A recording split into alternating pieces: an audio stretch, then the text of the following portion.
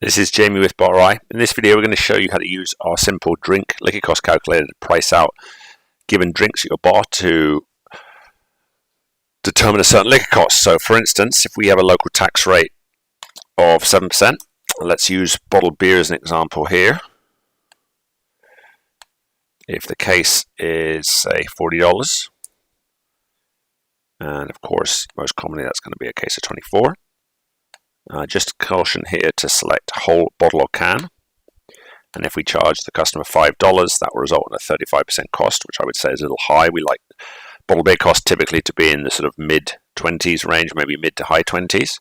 So $6 would land at 29%, $7 would get us sort of in the range, or maybe depends again on your sort of price consciousness and who we're aiming at, but this allows you to play around and see what is the difference if I charge $6.50 and just play around with different prices until you can determine. As always, just encourage you to think about the high volume. Obviously, the 80-20 rule says that 80% of our sales are coming from 20% of our products, so if you focus on your top selling items, that will have, of course, the biggest impact, and it is common that our higher priced items will have a higher percentage cost, which is okay because you're going to make more per drink, even if the percentage is not there. I mean, if you buy bottles for a more expensive price, even if the percentage cost is not there, look at the difference between what you sell it for and what you buy it for, and that is worth considering in addition to the percentages here.